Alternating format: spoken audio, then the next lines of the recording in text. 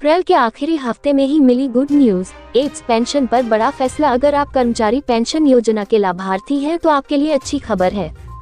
Apps pension पर लगी सीमा को हटाने की लंबे समय से मांग की जा रही है। अब इस मामले में सुप्रीम कोर्ट भी सुनवाई कर रहा है। आपको बता दें कि कर्मचारी भविष्य निधि ईपीएफ के सदस्य भी ईपीएस के सदस्य बनते हैं। किसी भी ईपीएफ खाता धारक की सैलरी का 12% पीएफ में जाता है। ये पैसा नियोक्ता के खाते में भी जाता है और इसका एक हिस्सा ईपीएस में जमा होता है। कर्मचारी पेंशन योजना में बेसिक सैलरी का योगदान 8.33% है, लेकिन पेंशन योग्य वेतन की सीमा 15,000 रुपये है। ऐसे में पेंशन फंड में हर महीने अधिकतम 1250 रुपये ही जमा किए जा सकते हैं। एप्स पेंशन के नियमों के मुताबिक अगर किसी कर्मचारी की बेसिक सैलरी 15,000 रुपये या इससे ज्यादा है तो पेंशन फंड में 1250 रुपये जमा किए जाएंगे। अगर बेसिक सैलरी 10,000 रुपये है तो कंट्रीब्यूशन 833 रुपये ही होगा। Apps pension fund news. कर्मचारी के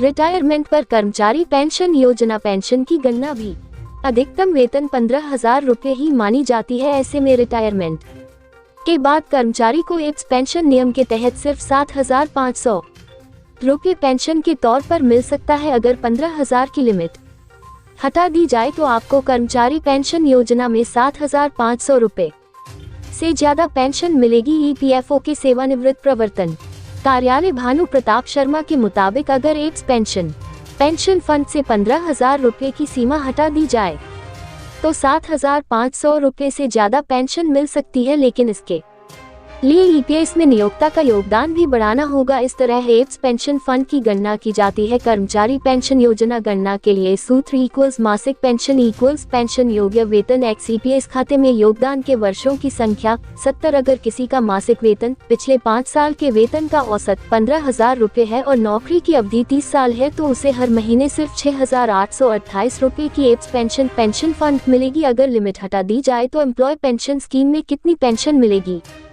कर्मचारी पेंशन योजना में लाभार्थी कर्मचारी की यदि 15,000 की सीमा हटा दी जाती है और आपका वेतन 30,000 है तो सूत्र के अनुसार 30,000 x 30/70 इक्वल्स 12,857 रुपये एप्स पेंशन दी जाएगी। ये है पेंशन के नियम। Apps pension fund latest update. अगर आप एप्स पेंशन फंड की रकम निकालना चाहते हैं तो आप अपने खाते में जमा रकम कभी भी निकाल सकते हैं, चाहे आपकी नौकरी 6 महीने की हो या 10 साल की। लेकिन पेंशन की राशि निकालने में आपको थोड़ी परेशानी हो सकती है क्योंकि इसके कई नियम हैं जिन्हें आपको समझ लेना चाहिए। आइए जानते हैं कि अलग अलग स्थितियों में कर्मचारी पेंशन योजना की पेंशन राशि से क्या किया जा सकता है। एम्प्लॉय पेंशन स्कीम क्या है? ईपीआरआईएस यानी कर्मचारी पेंशन योजना। आपकी कंपनी आपके वेतन का 12% आपके खाते में डालती है। उस 12% में से 8.33% सीधे ईपीएस में जाता है और बाकी 3.67% प्रोविडेंट फंड में जाता है। वहीं दूसरी ओर कर्मचारी को मिलने वाली एप्स पेंशन फंड इसी फॉर्मूले के आधार पर दी जाती है। ईपीएफ यानी एम्प्लॉय प्रोविडेंट फंड कंपनी द्वारा दिए गए कर्मचारी के वेतन के 12% से कर्मचारी पेंशन योजना घटाने के बाद बचा हुआ 3.67% वह पैसा होता है जिसे वह कभी भी निकाल सकता है। अगर आप लोगों को ये खबर अच्छी लगी हो तो हमारे चैनल को सब्सक्राइब जरूर कर दे ताकि आपको एप्स व एप्पो से रिलेटेड रेगुलर अपडेट मिलती रहे।